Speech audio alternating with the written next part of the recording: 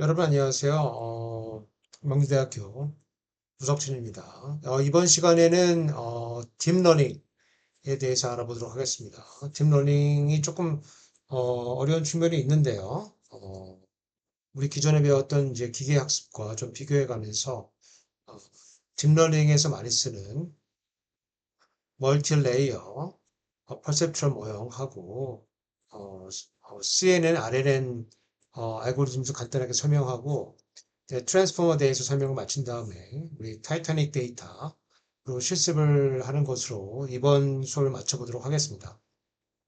앞에 부분은 이론 수업이고 조금 어려울 수도 있는데 최대한 간단하게 하는 설명을 한번 해보고요. 그리고 마지막에 다른 수업에서 마찬가지로 실습하면서 이 딥러닝이 무엇인지에 대해서 학습을 해보도록 하겠습니다. 딥러닝에 대해서 좀 말씀드려보면은 인공지능이라고 하는 게 전체적으로 큰 모형이 있고 그 안에 우리가 배웠던 이제 머신 러닝이라고 하는 그런 기계를 학습시키는 그런 알고리즘이 있고 그거보다 조금 더 안에 이제 심화학습이라고 불리는 이제 딥러닝 모형이라는 것이 있습니다. 딥러닝 모형에 대해서 조금 역사에 대해서 좀 말씀드려보면은 1943년 정도에 이제 뉴런이라고 하는 인간의 신경망을 본다는 모형이 처음으로 맥컬럭과 피츠에 의해서 만들어졌고요. 그리고 잊혀져 있다가 1986년도에 역전파라고 하는 이 뉴런 모형을 학습시키는 이런 방법들이 이제 개발이 됐고요. 그러다가 이제 또 한참 잊혀져 있다가 그 사이에는 우리가 앞에서 배웠던 그 분류라든가 예측을 위한 이제 기계학습들이 한참 인기를 끌었고 2010년도 전후 해가지고 알렉스 넷이라고 하는 이런 어, 것이 굉장히 유행하기 시작하면서 어, 그 딥러닝이 좀 그 주목을 받았고 급속도로 퍼지게 된 거는 사실은 2017년도에 그 바스완이라고 하는 사람들과 이 공동 저자들이 쓴 Attention is all you need.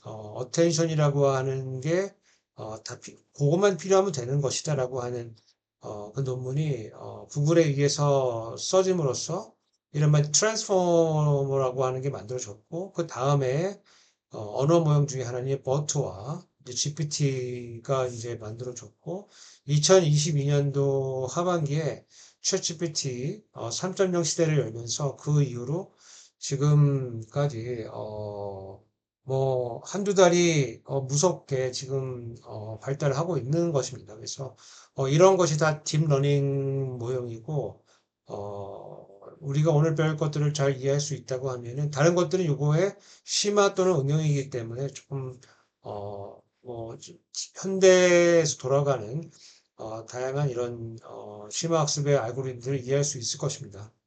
첫 번째 우리가 배울 모형은 신경만의 기초인 멀티 레이어 퍼셉츄얼 모형. 그래서 그거를 통해 가지고 딥러닝의 기초를 한번 배워보도록 하겠습니다. 이 딥러닝을 이해하기 위해서는 이제 퍼셉트론이라고 하는 것이 필요한데 이걸 이제 이 퍼셉트론을 통해 가지고 소위 말하는 forward propagation 순 전파라고 하는 앞으로 전파하는 뜻이죠. propagation은 어디로 보낸다는 뜻이니까 확산한다는 뜻이니까 forward가 앞에 붙게 되면은 순전파하게 된다.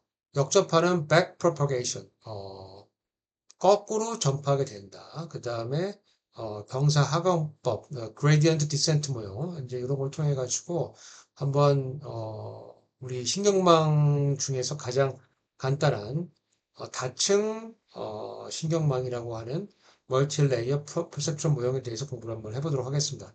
제가 이제 기본적인 개념들을 조금 알려드려 볼게요. 그래서 기본적인 개념은 이제 다음과 같이 생긴 거예요.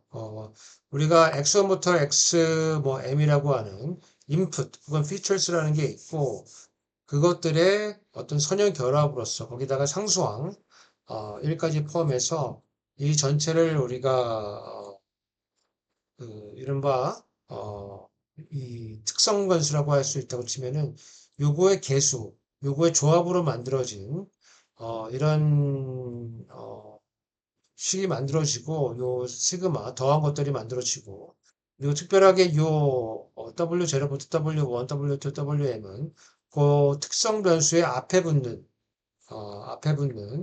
그런 개수에 해당되는 것이고 특별히 이제 x1부터 xm까지를 우리가 weight라고 부르고 요 상수에 붙는 요 W0 요거는 우리가 바이어스로 부르고 있습니다. 여기 조금 잘 붙었는데 바이어스는 요 W0에 해당이 되는 겁니다. 그래서 이렇게 이 features와 상수의 어떤 개수가 붙은 weight와 바이어스가 붙은 요거의 합으로서 뭐가 만들어지고 거기에다가 어떤 비선형을 만들 수 있는 요 요거 이제 나중에 이제 그 활성화 함수 액티베이션 펑션이라고 부를 건데 이런 것들이 이제 결합이 돼서 일종의 아웃풋이 나오게 되는 그래서 features가 들어가고 그것이 웨이트와 바이어스의 가중된 것으로 합이 만들어지고 그게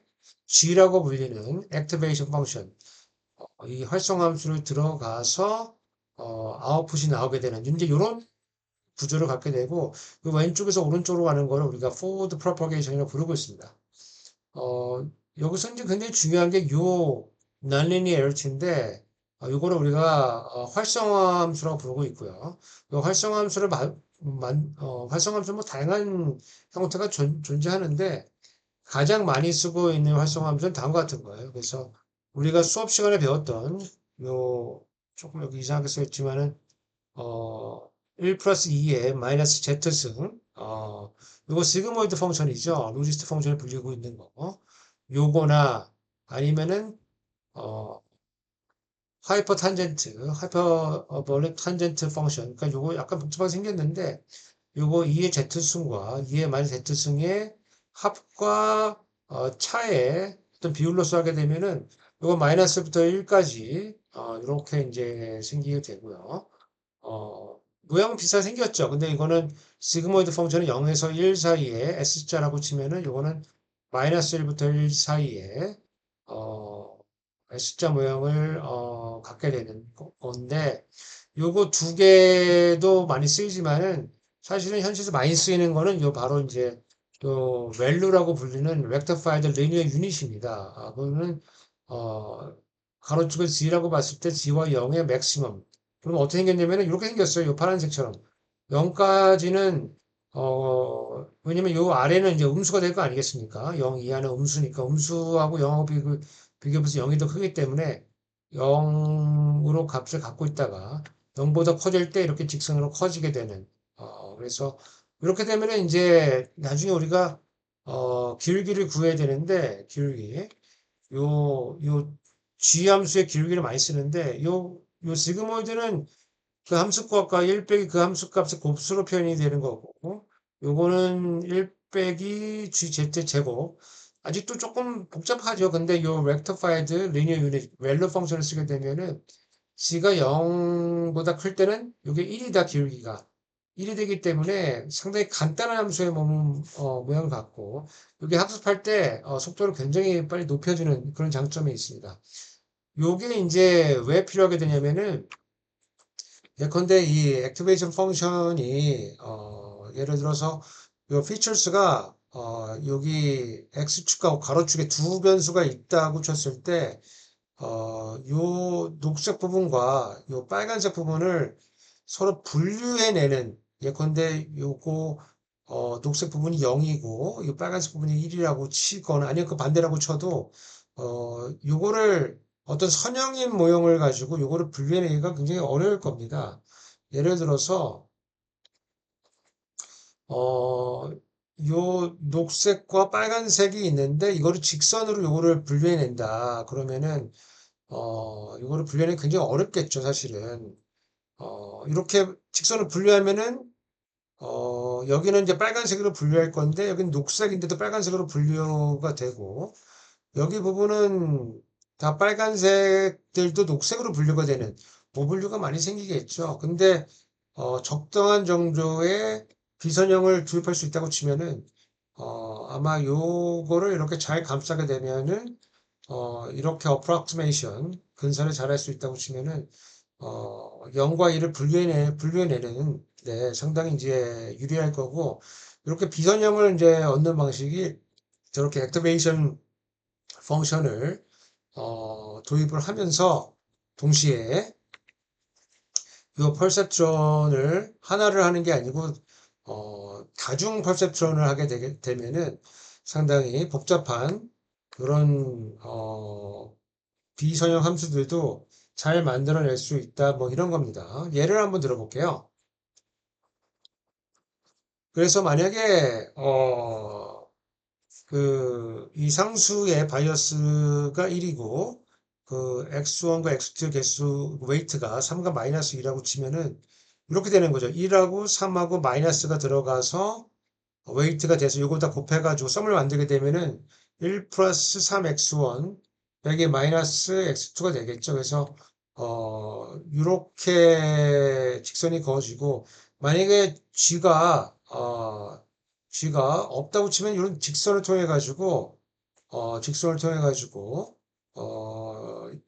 왼쪽과 오른쪽을 구분하는 이제 그런 식이 될 겁니다. 만약에 이제 g가 비선형이 된다고 치면은, 액티베이션 펑션이 된다고 치면은, 그러면 여기에 조금 비선형적으로 나눠져 있어도 상당히 좀 어프로크시메이션을 뭐 잘할 수 있다, 이렇게 볼 수가 있습니다. 조금 이렇게 간단하게 모형을 만들어 보면은 이제 x1부터 x2, x3가 xm까지 들어가고요. 그러면은 여기 상수까지 하나 포함해 가지고 바이어스 W0 바이어스 부르는데, 요 W0와 W1부터 WM까지의 웨이트를 가중해 가지고 x를 딱 더하게 되면은 C가 만들어지고요. C에다가 액티베이션 펑션 하나 입혀서 비선형적으로 요 x들과 요 y의 관계를 만들 수가 있다고 뭐 쳐보면은 이제 요게 아주 제일 간단한 여기 이제 뭐 y가 하나 나오겠죠. 그래서 간단한 이제 퍼셉션 모형이 되는 거고, 만약에 y가 여러 개가 있다 그렇게 되면은 x1, x2, xm 요거를 C1과 C2에 대해서 각각 만들어 가지고 그거에 해당되게 Y1과 Y2를 만들 수가 있다. 그러면 이게 모두 화살표가 이렇게 연결되게 되면 뭐 화살표가 상당히 많겠죠. 그리고 만약에 C가 하나 더 있다라고 하면은, 그러면은 그게 또 상당히 좀 더 복잡한 화살표들이 만들어지겠죠. 그래서 이렇게 다 연결이 되어 있는 이런 모형을 우리가 덴스한 레이어드, 덴스층이다 이렇게 만들고, 어, 요 지원하고 G2는 사실은 뭐 보여지지 않을 수도 있기 때문에, 우리한테 관측이 되지 않을 수도 있기 때문에 우리가 히든 레이어다 이렇게 부르기도 합니다. 그래서 일반적으로 좀 더 복잡한 모형은 이제 이런 모형을 갖고 있는 거죠. 그래서 X1부터 XM까지 어, 피처스들이 있고, 그게 이제 G1부터 GD1까지 굉장히 많은 이제 은닉층, 히든 레이어를 통해 가지고 통과해서 그게 어떤 결과 Y1, Y2에 이르게 된다. 이렇게 되는 거죠. 그리고 여기에서 이제로 넘어갈 때 소위 말하는 이제 그, 그 액티베이션 펑션이 이제 작동을 이제 하게 되는 것이죠. 그래서 결국에는 이제 이거를 학습시킨다. 그러니까 우리 딥러닝 모형을 학습시킨다고 하는 건 뭐냐면은, 요, 요 선들의 값들, 그리고 이 선들의, 요 선들의 값들을, 어, 일종의, 어, 추정한다, 혹은 학습시킨다, 이제 이렇게 되는 겁니다. 그래서 예를 한번 들어볼게요. 예컨대, 가로축이, x1이 강의에 이제 그 참석한 횟수, 그 다음에 X2가, 그리고 마지막 프로젝트에서 얼마나, 시간을 썼는지에 대한 요 두 가지 축으로 돼 있다고 치면은, 그리고 요 데이터, 녹색을 보게 되면은 요게 이제 패스한 사람들이고, 그리고 요 빨간색은 이제 페일한 사람들이라고 치면은 어떤 사람들이 네 번 렉처에 참가를 하고 5시간 파이널 프로젝트로 공부를 했다고 치면은 그러면 그 사람은 이 시험에 패스할 것인가라고 하고 물어볼 수 있죠. 물어보게 되면은 어, 우리가 이거를 요 문제를 그 우리 딥러닝 프로젝트에 집어넣는다고 치면은 이제 이렇게 짤 수가 있는 거죠. 그래서 X1, X2의 사람들이 뭐 4시간, 5시간, 2시간, 1시간, 뭐 4번 5시간, 2번 1시간, 5번 8시간에서 쭉 데이터가 있다고 치면은 각각을 여기다 집어넣고 요 주어진 웨이트에 바이어스 웨이트에 대해서 G1, G2, G3를 구한 다음에 여기서 어 Y1, Y1은 뭐 1 또는 0이겠죠. 1 또는 0, 0을 거쳐가지고 뭐 예측이 되겠죠. 값이 나오겠죠. 그래서 요게 이제 사실은 이제 확률이 될 건데 요 Y1이라고 하는 게 요 X1, X2가 주어졌을 때 요 패스해야 될 확률이 될 건데 요거를 각 사람마다 계산하게 되면 예컨대 0.1이다. 확률이. 그리고 요 주어진 웨이트와 바이어스에 대해서 요게 0.1이다. 근데 실제로 이 사람이 1이다. 그리고 두 번째 사람은 0.8인데 0이다. 그리고 0.6인데 1이다. 그러면은 지금 멀잖아요. 지금 이 실제 아웃컴하고 예측된 아웃컴하고 거리가 멀잖아요. 그래서 요 모형에서 나온 프리딕트된 요런 각 아이마다 예측된 것과 실제 나온 아웃컴하고 거리를 재가지고 요거를 거리 재는 거를 우리가 empirical loss 펑션이다. 뭐 손실함수다. 혹은 목적함수다. 아니면 비용함수다. empirical risk다. 실증 위험함수 이렇게 부르는데 요거를 이제 잘 정의하고 되면은 그거를 최소화시킬 수 있는 요 weight and bias를 구한다. 뭐 이렇게 되는 겁니다. 예를 들어 가지고 예를 들어 가지고 어 이게 y가 1 또는 0이다. y가 1 또는 0이다. 이렇게 되면은 이른바 이제 binary cross entropy loss 이항 크로스 엔트로피 로스 펑션을 이용하게 되면 이게 지금 yi에다가 이게 일종의 프로바빌티가 되겠죠. 프로바빌티 로그 취한 거 그리고 1 빼기 yi의 로그 1 빼기 f 이거 예측된 확률이 되는 건데 이거 일종의 로그 라이클리드처럼 생긴 뭐 그런 목적 함수가 되겠습니다. 이것이 가장 작아지도록 요 모형을 요 웨이트와 바이어스들을 수정해 나가면 되겠다라고 되는 거고 만약에 yi가 1 또는 0이 아니고 어떤 값이다 연속적인 값이다라고 하면은 요 바이너리 크로스 엔트로피 로스 대신에 우리가 많이 알고 봐왔던 민 스퀘어드 에러 요 예측값과 y가 어, 격차가 제일 작아질 수 있도록 또 어떻게 보느냐 제곱의 평균이 가장 작아질 수 있도록 이 바이어스와 웨이트들을 정하게 된다라고 하는 겁니다. 그러면 이거는 바이어스와 웨이트들은 그러면 어떻게 어, 학습을 시키면 되는 거냐라고 하는 문제가 있을 것입니다. 그러면은 보통은 이제 소위 말하는 딥러닝 이제 학습 기법인데 여기 뭐 다양한 게 있겠지만은 뭐 가장 기본적인 게 이제 그레디언트 디센트 이 경사 하강법입니다. 그래서 뭐 적당한 데서 출발해 가지고 기울기가 낮은 쪽으로 이동해 가서 기울기가 가장 0일 때까지 이렇게 이제 이동해 가는 요 방법들을 많이 쓰고 있고요. 다만 이제 이거 그대로 다 따라가면은 시간이 좀 오래 걸리거든요. 시간이 오래 걸리기 때문에 요거를 빨리 갈 수 있는 이제 방법들을 이제 고안을 했는데, 어, 보통 이런 방법을 많이 쓰고 있어요. 그래서 우리가, 순전파, 앞으로 갈 때, 그, 웨이트와 바이어스를 주고요. 그 다음에 손실 계산을 하고, 다시 이제 백 프로퍼게이션 하는 방법을 쓰는데, 이게 일종의 여러분들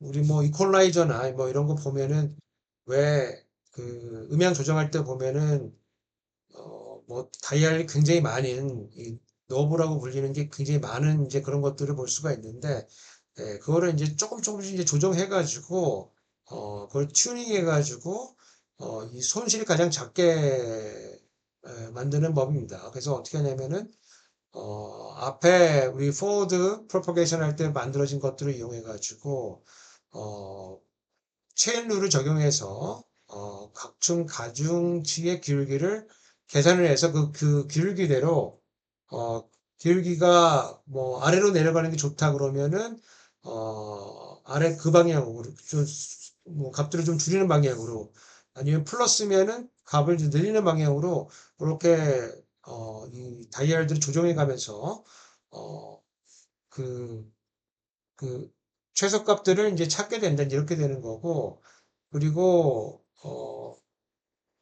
뭐, 그러면은 그 계산을 한 다음에 기울기가 다르면 어떻게 업데이트 할 거냐, 그러면은, 원래 주어진 값에서 알파라는 거 곱하고 그 기울기를 계산을 해가지고 이렇게 다음 값을 업데이트해서 또 이벨레이트 하고 또 이쪽으로 가서 이 값을 이쪽으로 집어넣고 또 이벨레이션하고 또 이 값을 이쪽으로 이렇게 집어넣고 업데이트 해가지고 이거를 반복 이터레이션 하게 되면서 하게 되는데 다만 여기서 이제 요 알파라고 하는 게 이제 중요한데 알파라고 하는 게 중요한데 요 알파에 따라서 알파가 너무 크면은 뭐 아까 본 그림에서 여기저기를 마구 다니겠죠. 그렇게 되면은 중간에 취소점을 뛰어넘을 수가 있고 만약에 알파가 너무 적게 되면은 너무 느리게 찾게 되겠죠. 그래서 알파를 적당하게 정해주는 뭐 다양한 알고리즘이 있다 이렇게 보시면 될 것 같습니다. 어, 그리고 이제 실제로 할 때는 이게 이제 멈춰야 되는데 이게 그 어, 너무 이제 웨이트하고 바이어스가 너무 많게 되면은 이게 이제 그, 그 학습하는데 시간이 너무 오래 걸릴 수가 있거든요. 그래서 효율성이 떨어지기 때문에 보통은 이제 과적합을 방지하기 위해서 이제 드랍아웃과 이제 얼리 스타핑 룰을 쓰게 됩니다. 그래서 어, 우리 데이터를 이제 배치라고 하는 걸로 구간을 나눠 가지고 뭐 각각 작은 데이터로 훈련을 하게 되는데 훈련할 때 이 모든 커넥션, 요 라인들을 다 살려가는 게 아니고 그 중에 일부만 활성화시키고 훈련을 시킨 다음에 그 다음 턴에서 또 다른 것들을 또 스위치를 켜고 뭐, 그렇게 해서 모형을 조각조각 훈련을 시켜서 이렇게 하게 되면은 앙상블 효과가 있어가지고 상당히 빠르게 안정적으로 이제 훈련을 시킬 수가 있고 얼리 스타핑이라고 하는 거는 어, 이제 스타핑 할 수 있는 기준을 정하는 건데 어, 이제 뭐 더 이상 개선이 되지 않는 더 이상 이제 이 우리가 이제 어, 그림이 조금 뭐 잘못된 것 같은데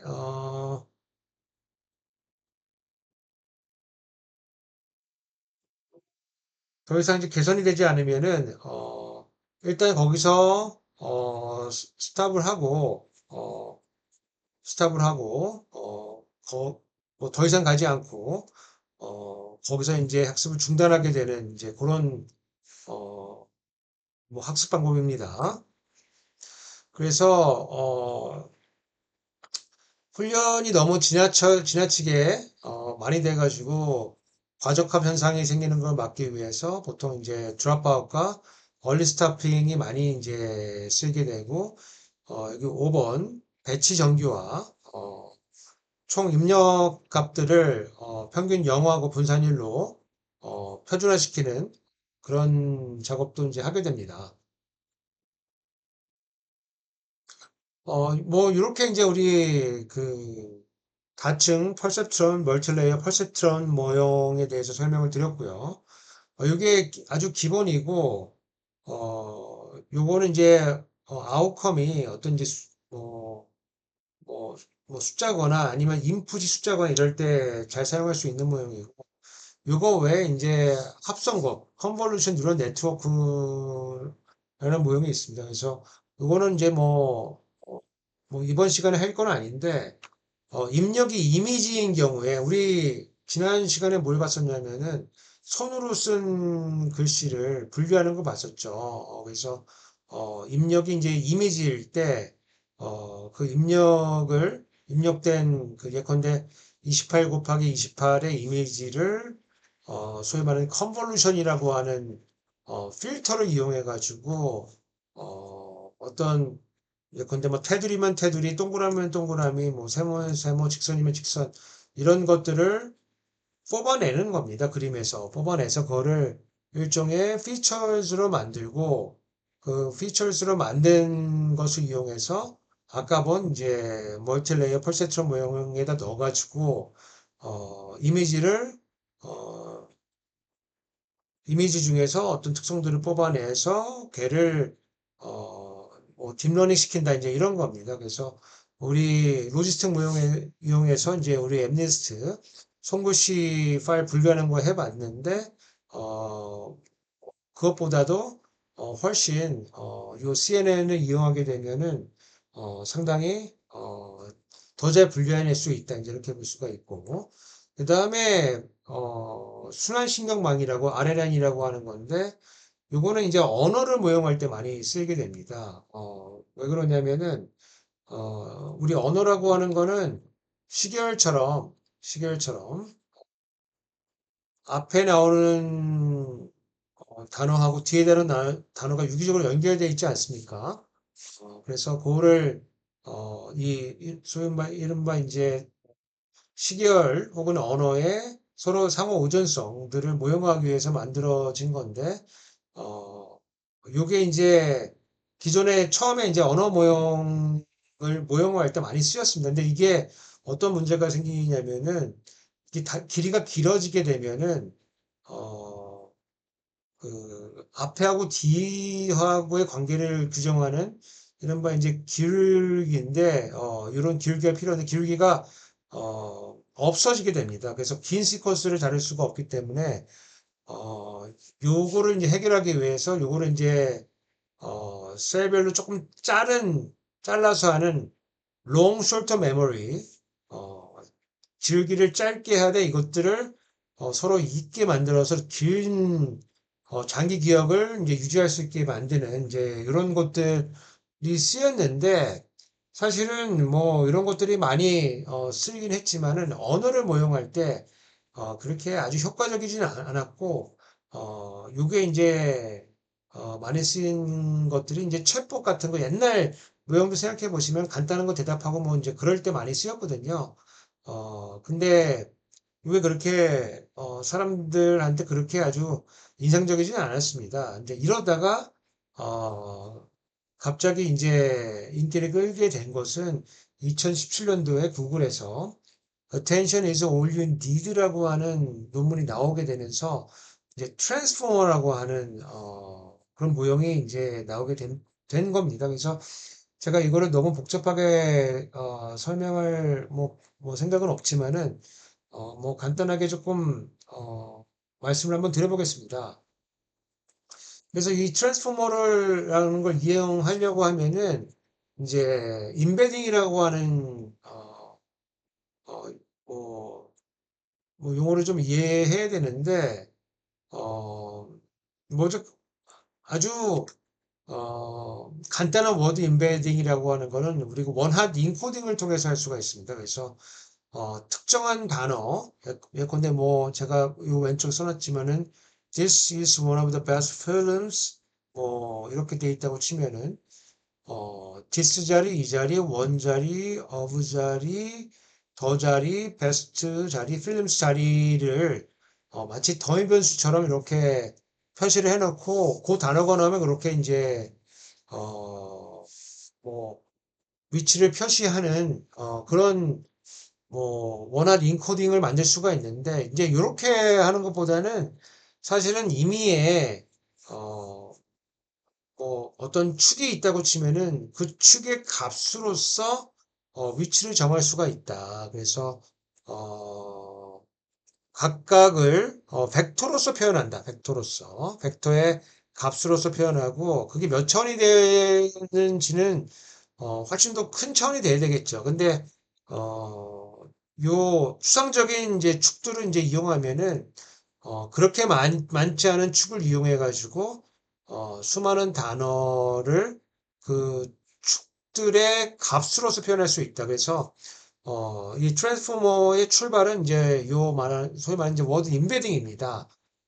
그래서 예컨대 이 오른쪽 그림 보시면은 만약 사과다, 사과다. 그러면은 뭔가 바나나와 파인애플과 오렌지의 어디에 뭐 중간에 위치해 있는 뭐 이제 그렇게 이제 워드 임베딩을 할 수 있고 단어들을 벡터로 표시할 수가 있다. 이제 이런 얘기입니다. 근데 이제 하나 큰 문제는 뭐냐면은 애플이라고 하더라도 이게 어떤 단어들과 같이 쓰느냐에 따라서 이게 우리가 먹는 과일 중에 애플일 수가 있고 아니면은 이게 우리 맥이나 뭐 아이폰 만드는 전자 제품 만드는 회사로서 애플일 수가 있는 겁니다. 그러면은 만약에 애플이 근데 아이폰과 같이 쓰였다 라고 하면은 그 문맥상에서는 사실은 애플이 있을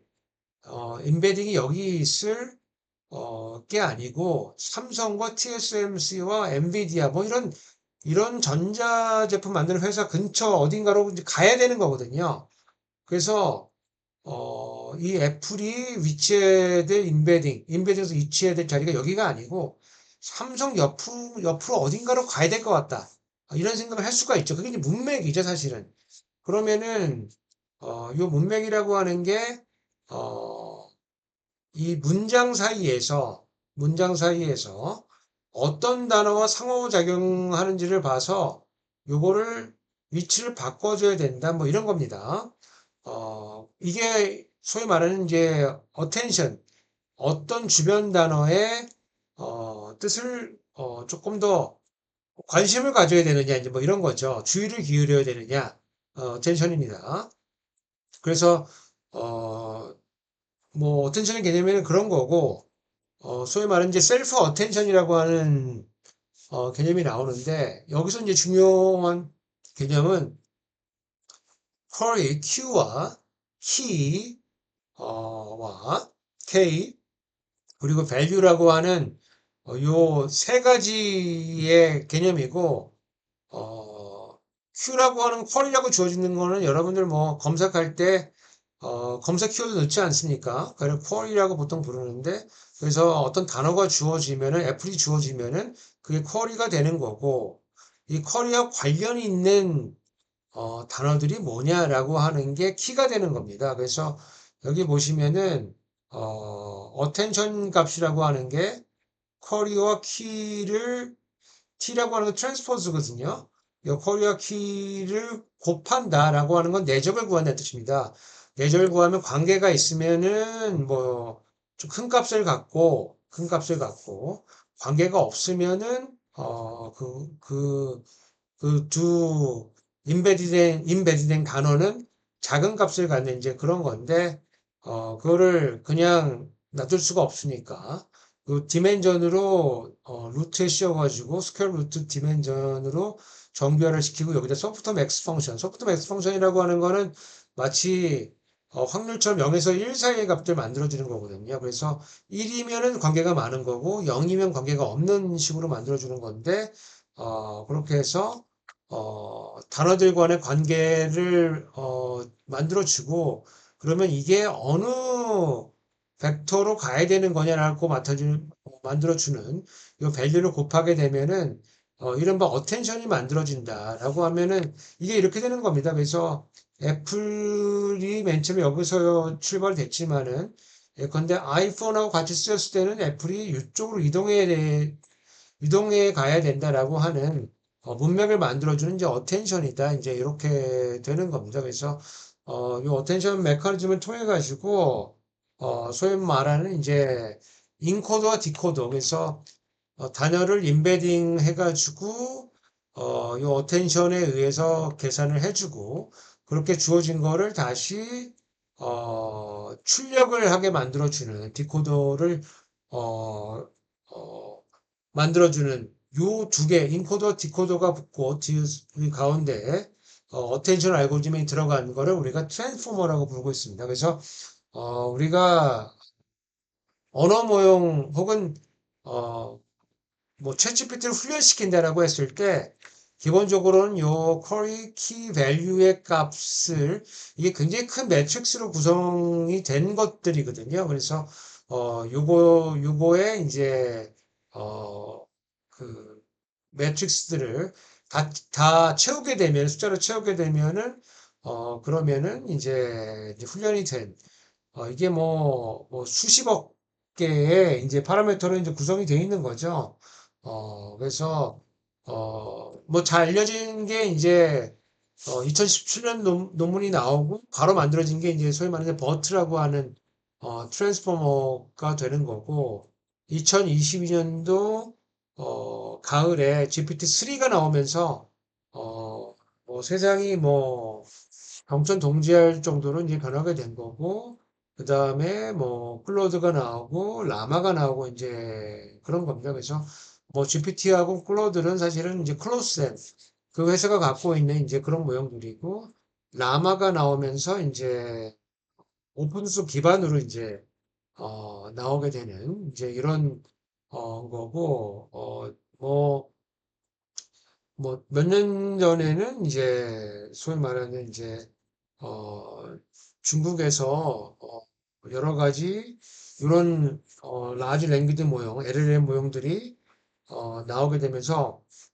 한국도 그 중국 거 보면서 뭐 뛰어들게 되는 거죠. 예를 들어서 뭐 GPT나 이런 클로드나 이런 것들은 상당히 훈련시키는데 HBM이라고 하는 그, 그 칩이 들어간 이 GPU라고 하는 거는 이제 뭐 우리 게임할 때 들어가는 이 그래픽을 이제 구현하기 위한 이제 그런 칩이었는데 이게 이걸 보니까 이 GPU가 이 행렬들을 순차적으로 계산하는 게 아니고 병렬 동시에 다발적으로 계산하는데 굉장히 효율적인 그런 뭐 반도체다라고 해가지고 상당히 비싼 GPU들을 이제 여러 개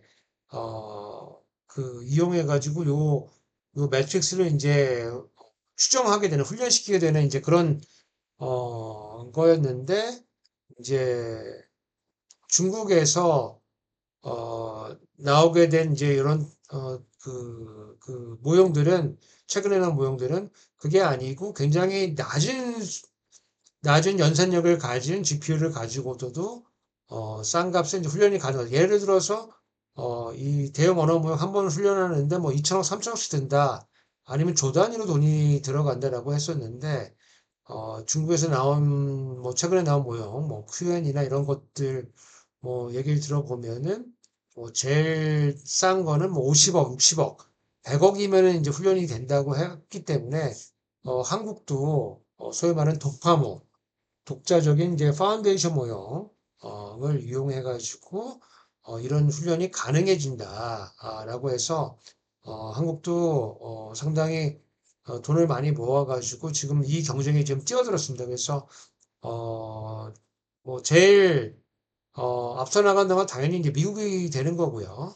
그리고 뭐 두 번째는 이제 중국이 그 뒤를 쫓아가고 있고 그 다음에 우리나라가 한 세 번째 정도에 파운데이션 모형과 요 인공지능 관련된 것들을 지금 뭐 개발하고 있는 그런 상황입니다. 그래서 지금 요거와 직접 관계 있는 건 아니지만은 국민성장 펀드 우리가 한 150조 규모로 진행을 하려고 하고 있고 거기에 이제 최근에 그 국민성장 펀드를 한 6천억 정도 이제 국민들이 이제 가입할 수 있게 그렇게 한 것도 상당 부분은 또 이런 인공지능과 그 관련 산업에 투입이 이제 되고 그리고 이제 GPU를 뭐 개별 기업들이나 뭐 대학들이 구입할 수가 없으니까 요거를 이제 국가 재정을 투입을 해서 이런 것들을 구입해서 이제 쓸 수 있게 되고 이렇게 이제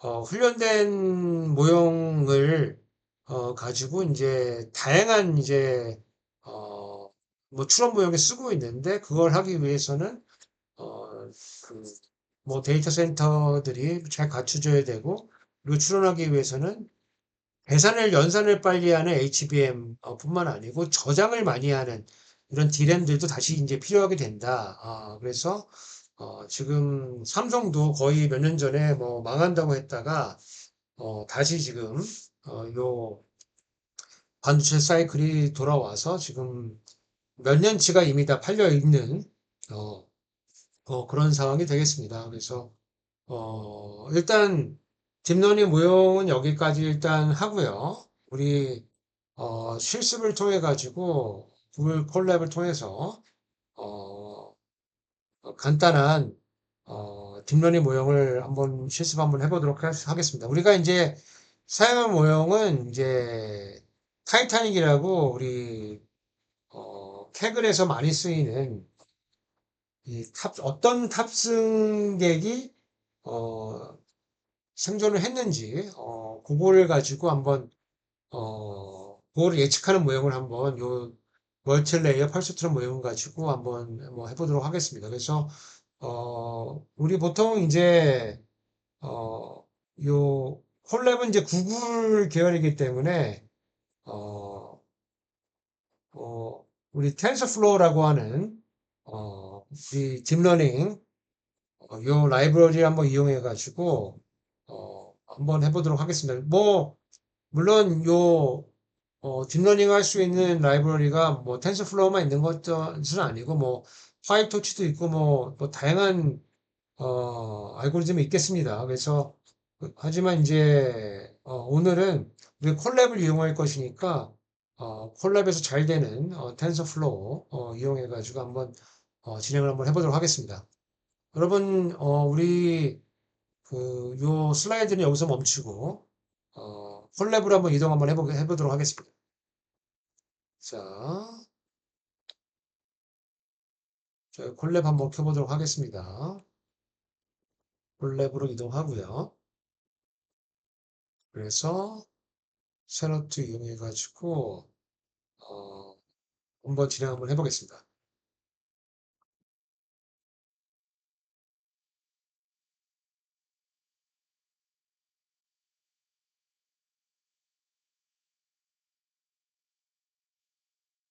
예, 그래서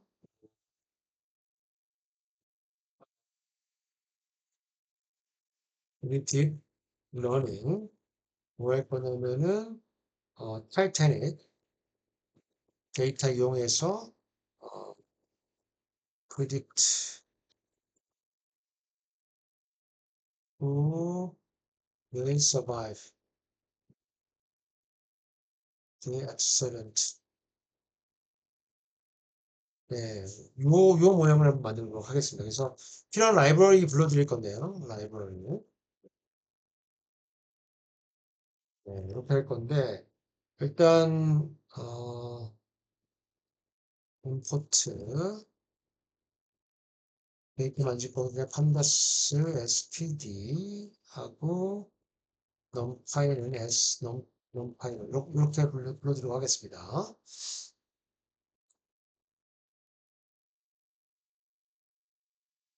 네, 불러드리고 그 다음에 텐서플로우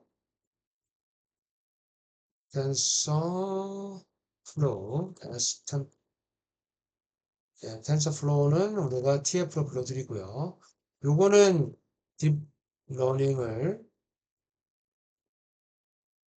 한 라이브러리입니다. 예, 그리고 어,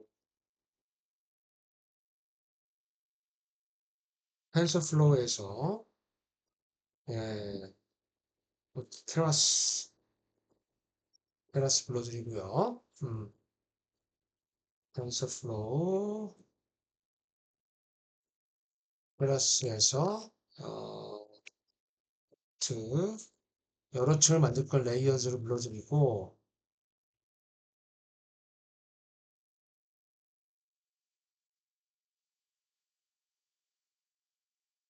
그다음에 scikit-learn에서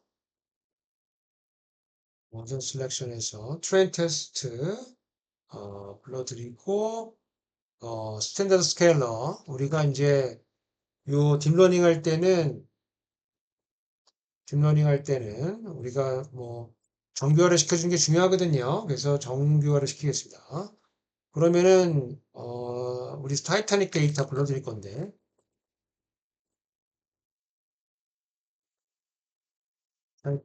타이타닉 C본에 내장되어 있는 데이터를 불러드리겠습니다. 그래서 import C본 불러드리고요. 여기에서 define 데이터 프레임에서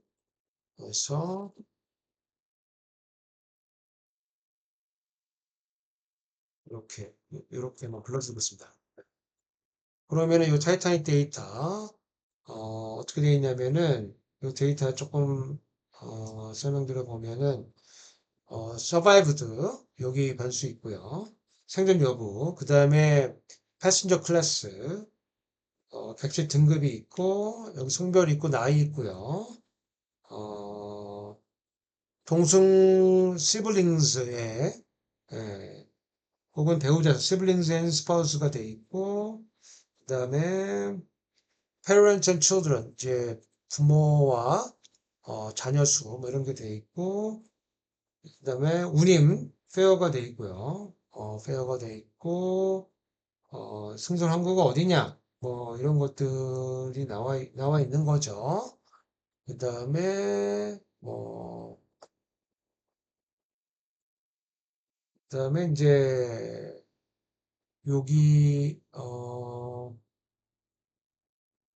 이런 뭐 변수들이 쭉 나와 있습니다. 얼라이브 살았냐, 죽었냐, 혼자냐, 아니냐, 뭐 이런 게 있어가지고 어, 어, 뭐 그런 거죠, 지금. 예, 요거는 예, 뒤에는 임박타운, 예, 지금 요 어디서 승선했냐, 뭐 이거죠, 사우스햄턴이냐, 뭐 이런 것들이 지금 들어가 있습니다. 어, 언론 혼전이 아니냐 뭐 이런 변수들 요거 이용해 가지고 예 한번 예측 모형 한번 만들어 보겠습니다. 어 그래서 이렇게 불러온 데이터 이용해서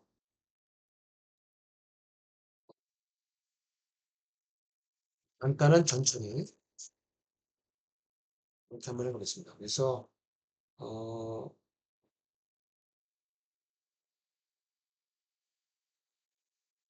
여기서 어 우리가 쓸게 어 survived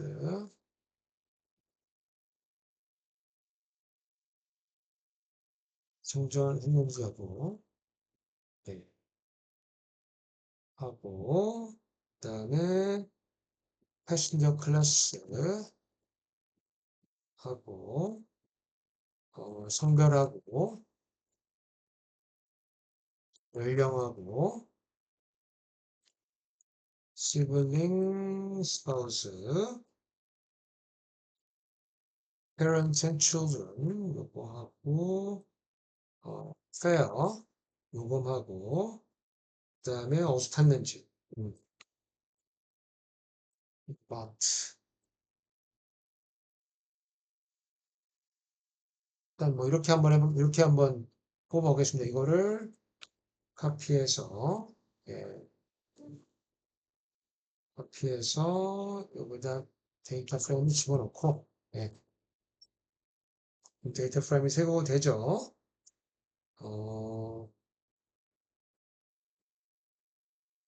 그 다음에 데이터 프레임에 H 연령 만약에 빈 값이 있으면은 G에 미디안 값을 집어넣고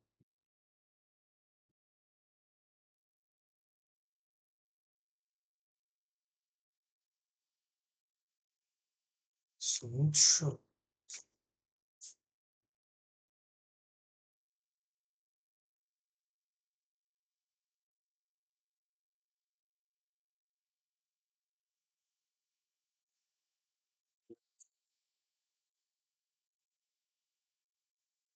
페어 같이 집어넣고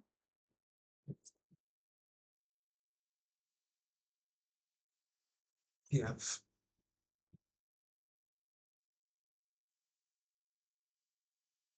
마트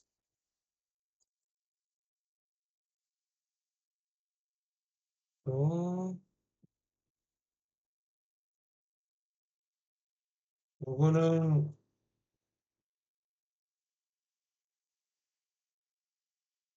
페어가 돼야 되고 요거는 막스가 돼야 될 것 같고 요 미디안이 아니고 가장 많이 나온 거 모드가 돼야 되고 요거의 첫 번째 거 이렇게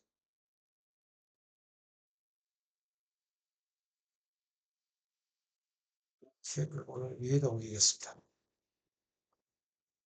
데이터 읽고 이렇게 한다. 자, 뭐가 틀렸냐? 어, 넣고 인식 place true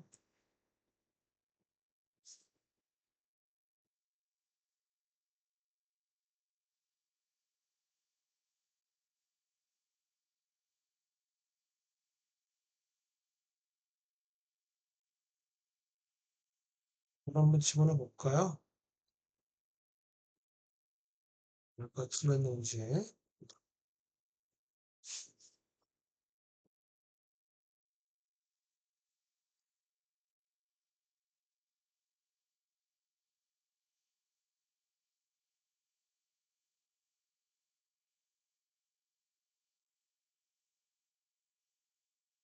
예. 뭐 일단 in place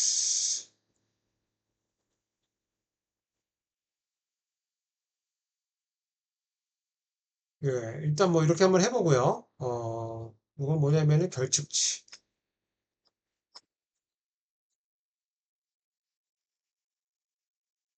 치를 미디안 값으로.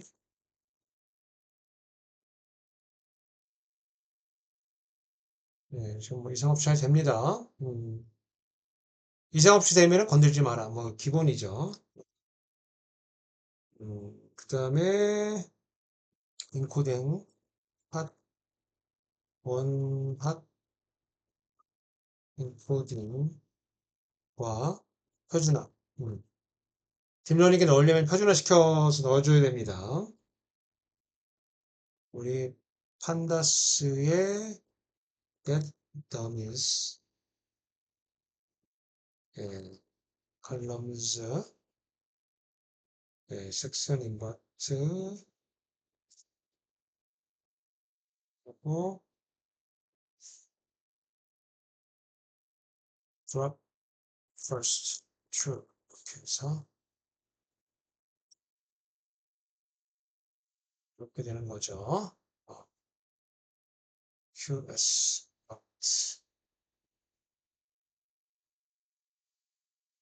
또는 다시 그러면 DF에 집어넣고 예,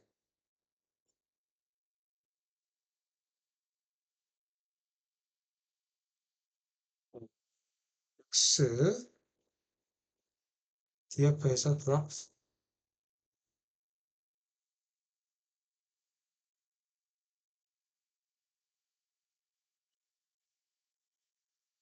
할까요?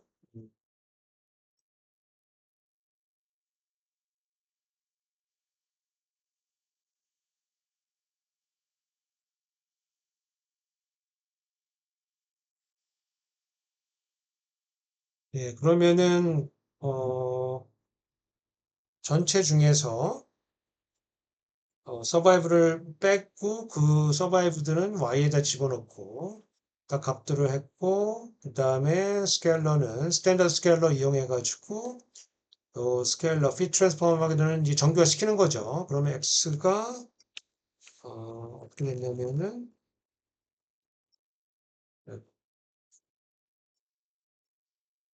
예, 이렇게 평균형 분산 표준 편차 1인 그런 걸로 다 스케일이 된 거죠.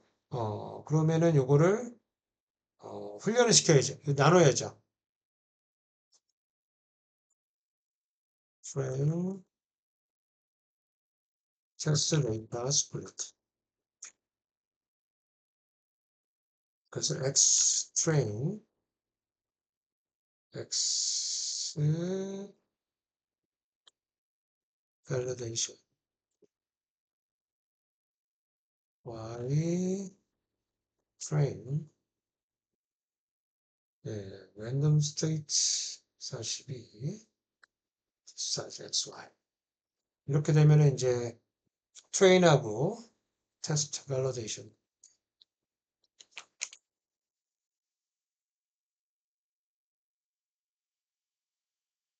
예, 그렇게 하게 되면은 이제 데이터 만들어졌어요. 요거 이제 딥러닝을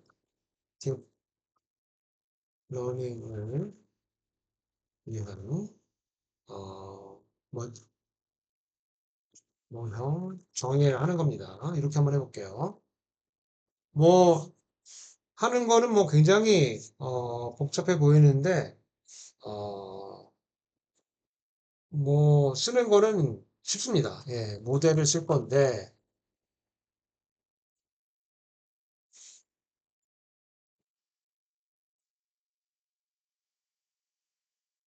헤라스 스퀀셜 모형을 이제 만들 겁니다. 그래서 첫 번째 레이어즈는 인풋이에요. 들어가는 거, 인풋. 그리고, 어, 엑스트레인 쉐입 1으로 들어가고, 레이어즈는 이렇게 들어가고, 요거 바꿔볼게요. 댄스 레이어를 처음에, 128, 이렇게 바꿔볼까요? 128. 액티베이션 펑크는 렐루를 쓰고, 그 다음에 이렇게 들어가서 요게 이제 은닉층 Z가 되는 거죠. 층 1이 되는 거고 이렇게 하지 말고 layers drop out 한, 한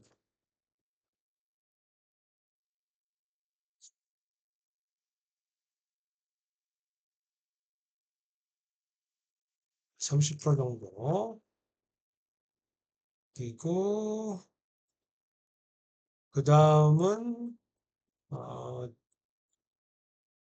다시 hidden layer 64 정도 하고 그 다음에 layers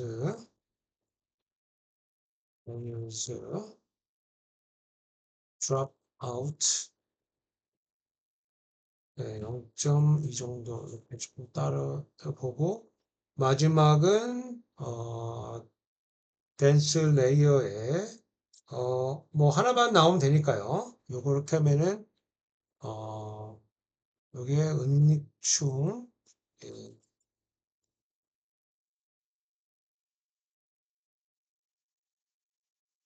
2가 되고 요 마지막은 인증 분류 출력이 되는 거죠. 이런 식으로.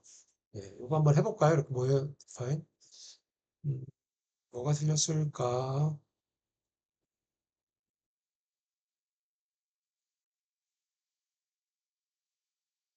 네,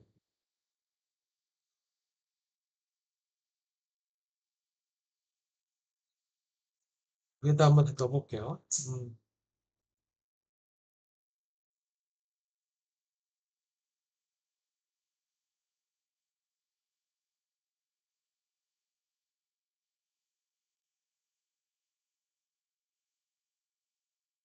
네, 뭐가 쓸던 것이? 네, 뭐가 틀렸던 거지? 똑같이 보이는데. 아, 저걸 안 쳤군요. 예, 브래킷을 안 쳤거든요. 브래킷 여기다가. 예,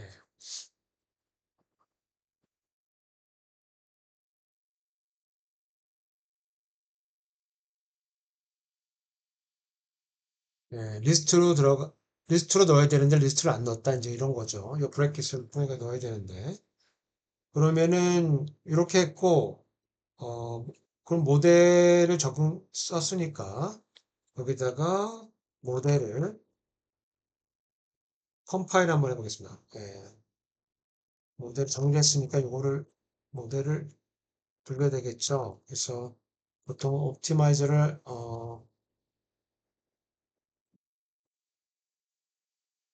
옵티마이저 LM으로 하고 분류하는 거니까 바이너리 크로스 엔트로피로 하고 매트릭스는 엠프로시 이렇게 하고 모델 서머리.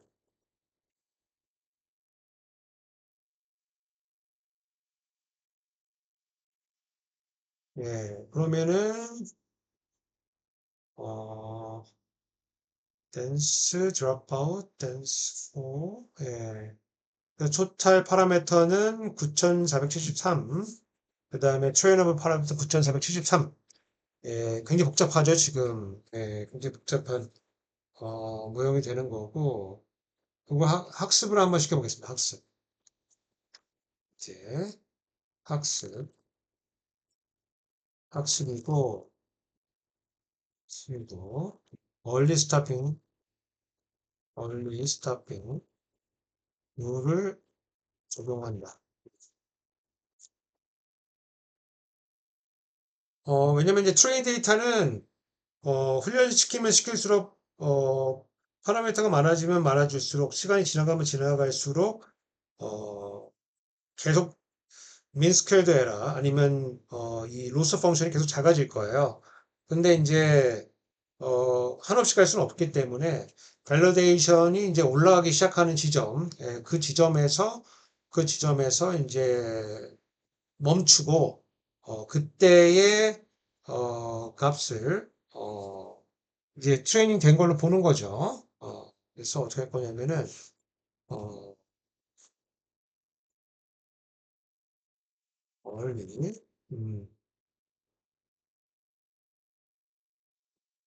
스탑한다.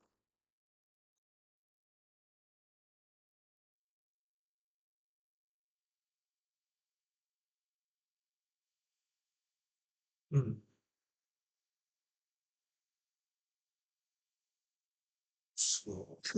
페이션스는 어, 자, 한번 10으로 한번 바꾸고 밸류 로스를 봐가지고 이렇게 한다. 자, 볼까요? 예, 이제 돌아갑니다. 캐러스만 지금 예, 되나요? 하지만 이렇게 해주는 것도 나쁘지 않을 것 같네요.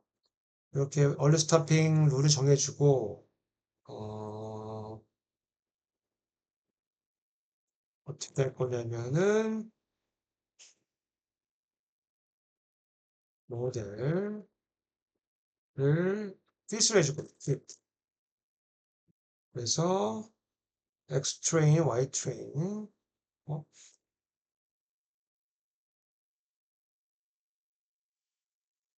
영어로 완성해줬는데, 아, 이렇게, train, validation, y validation 하고, 에폭은 배시고, 배치 사이즈는 32개. 예, 이렇게.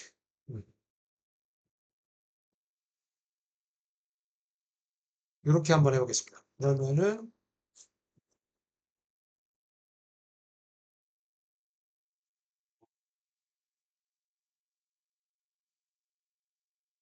지금 에포크를 100까지, 에포크라고 하는 거는 이제, 어, 100번 트라이를 하라는 거죠. 그리고 배치라고 하는 거는 큰 데이터를 32개로 나눠가지고, 각각에 대해서, 이용해가지고, 뭐 효율적으로 추정을 하라는 거예요.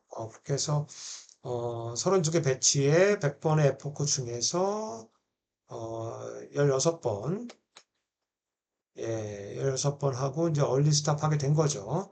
이렇게 해가지고 그러면 이제 성능 평가를 한번 해보면 되는데 의외로 빨리 됐죠. 이 간단한 모형이니까 뭐 콜랩에서 해도 뭐 금방 트레이닝 됐네요. 다시 한번 볼까요? 예, 이렇게 빨리 된 거고 어, 사이클론에서 매트릭스 어, 시트릭스하고 이펙트 classification 이렇게 하고 confusion matrix 하고 input matplotlib 이렇게 하고 loss하고 accuracy model evaluate x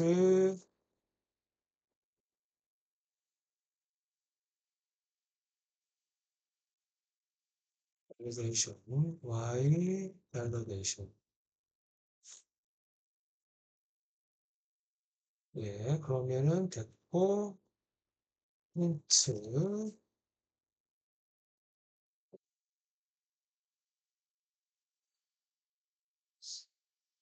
accuracy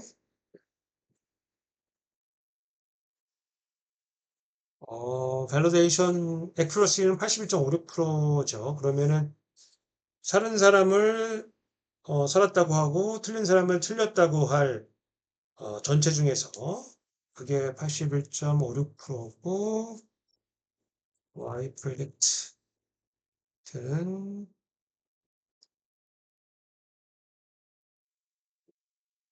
뭘까요? 모델 predict 하고 아이고,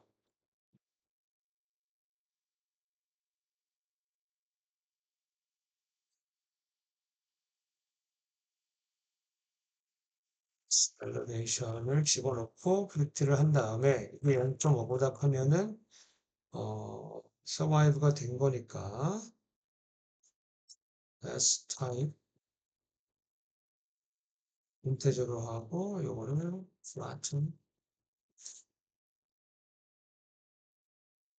그러면은 y 프딕션이 벡터로 만들어지고 어, print I predict target names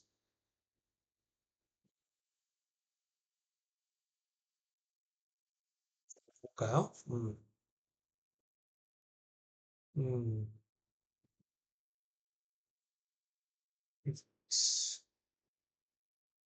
뭐가 틀렸냐?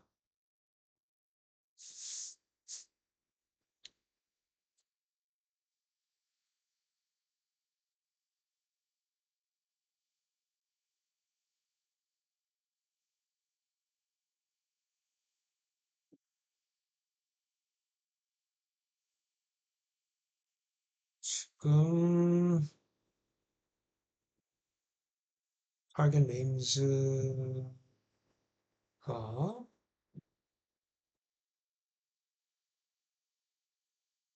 print, classification,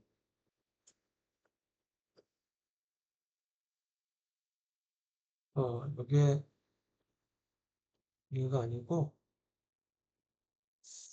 또, 예, 이렇게 됐네요. 예. 그러면은, 어, 프리시전 82, 서바이브드 프리시전 82, 다 82%씩 분류를 하고 있네요. 예.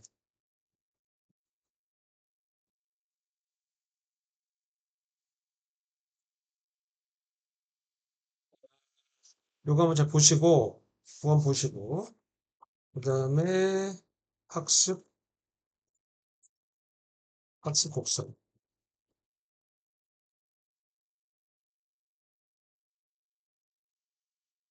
뭐, figure, swan, two,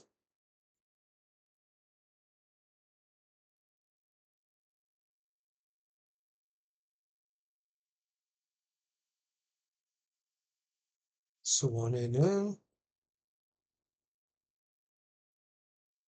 plot, history,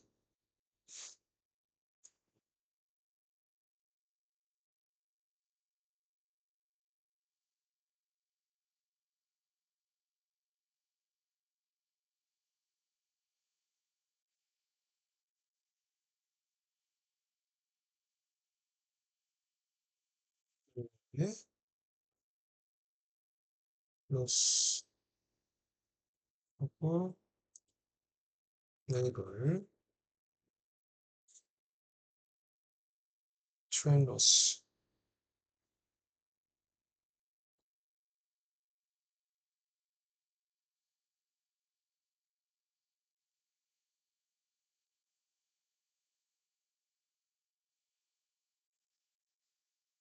ELT, show,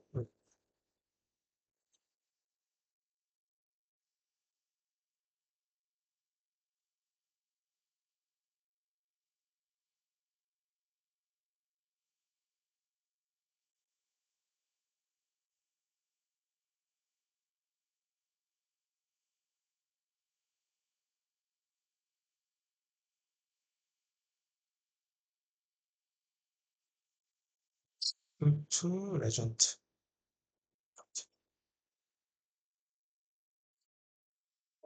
또 뭐가 들렸을까요? 히스토리, 스토리를, 히스토리를 우리가 어디다 놓은 것 같은데, 히스토리를 빠뜨렸나? 네, 우리가 히스토리를 빠뜨렸네요. early stop, early stop에,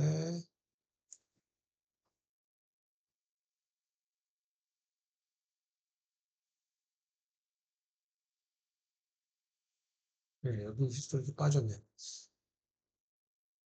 우리,